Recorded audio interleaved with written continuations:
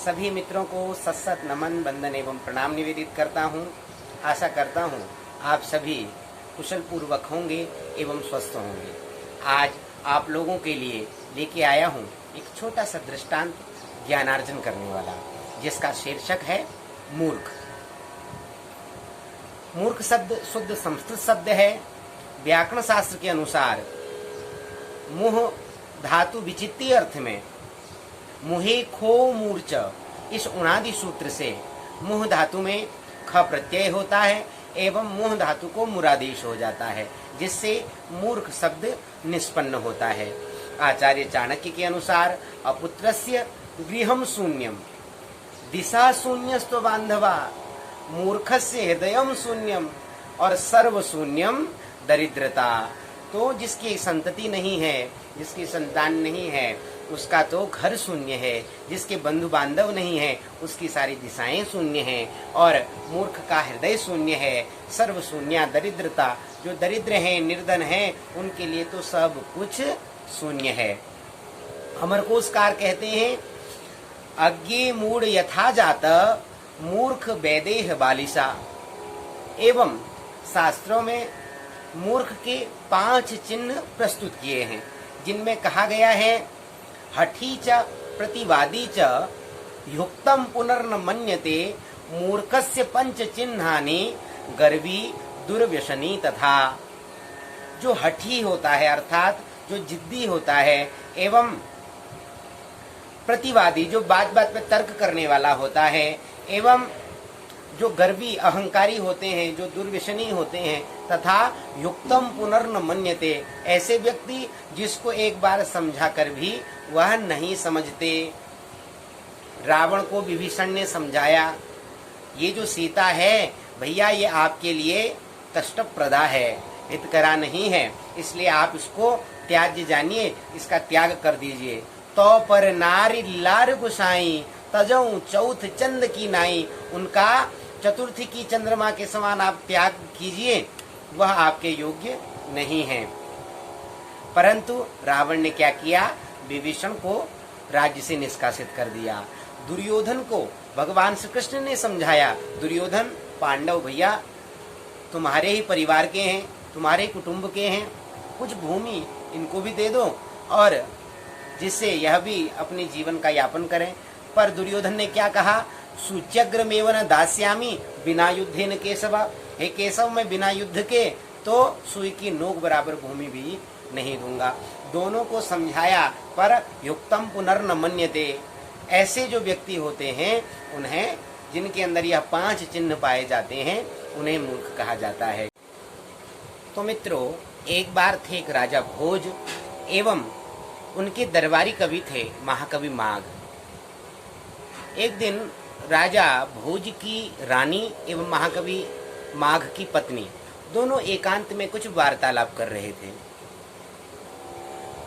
तो राजा भोज को रानी से कुछ आवश्यक कार्य होगा, तो रानी को आवाज देकर राजा भोज बुलाने लगे।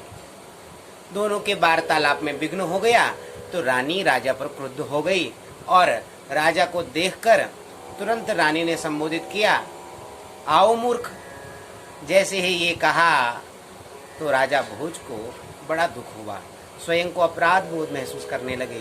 कहते हैं कि मैंने ऐसा क्या कर दिया था जो रानी ने मुझे मूर्ख कहकर संबोधित किया। कहते हैं, अगर राजा ही मूर्ख हो जाएगा तो प्रजा भी मूर्ख होगी, यथा राजा तथा प्रजा।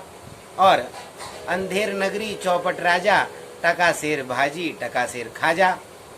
दूसरे दिन प्रातःकाल राजा राज दरबार पर उपस्थित हुए, तो जितने भी लोग आते हैं, जितने भी विद्वान आते हैं, जितने भी कविरत्न आते हैं, जितने भी मंत्रीगण आते हैं, सबको आओ मूर्ख आओ मूर्ख आओ मूर्ख कहकर संबोधित करने लगे। सबके मन में बड़ा दुख हुआ। कहते हैं कि राजा हमें मूर्ख कहकर उद्घोषित कर रहे हैं, तो सबके स्वाभिमान को बड़ा कष्ट हुआ। परंतु राजा हैं, इस कारण से कोई कुछ कह नहीं पाया।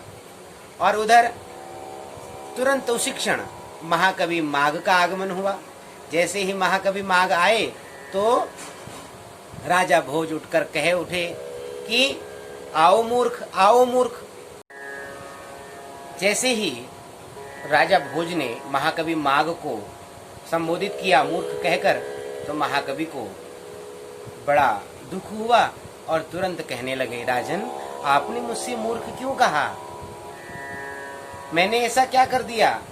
गच्छन्न खादामि हसन्न जल्पे गतन्न सोचामि कृतं न मन्ये द्वाभ्याम तृतीयो न भवामि राजन किम कारणम भोज भवामि मूर्खः।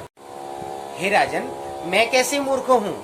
गच्छन्न खादामि, न मैं चलते हुए खाता हूँ और न पानी पीते हुए हंसता हूँ, हसन जल पे, न हंसते हुए पानी पीता हूँ, और गतन न सोचामी, न मैं बीते हुए समय के बारे में सोचता हूँ, और कृतम न मन्ये, मैं नहीं कृतज्ञ हूँ, जिसने मेरे लिए जो कुछ भी किया है उसके लिए मैं हमेशा कृतज्ञ रहता हूँ। और एक बात ध्यान देकर सुनना राजन, द्वाभ्याम तृतीय न भवामि राजन, मैं जब दो लोग बात कर रहे होते हैं तब मैं तीसरा होकर उनके बात में विघ्न नहीं डालता। तो जब मैंने चारों अपराध नहीं किए हैं तो राजन आप ही बताइए मैं मूर्ख कैसे हो गया। राजा भोज की आंखें खुल गई, जान गई कि हमारी रानी ने हमें मूर्ख क्यों कहा था। अब तो आप लोग भी समझ गए होंगे कि मूर्ख किसे कहते हैं। वैसे भी काव्य शास्त्र विनोदेन कालो गच्छति धीमतान व्यसनेषु च मूर्खाणाम निंदा कलहे नवा। जो मूर्ख लोग होते हैं उनका समय तो दुर्व्यसनों में, निंदा में, कलह में व्यतीत होता है। एवं धीमताम कालह काव्य शास्त्र विनोदेन गच्छति, तो जो बुद्धिमान लोग होते हैं उनका समय तो काव्य शास्त्र के विनोद में व्यतीत होता है।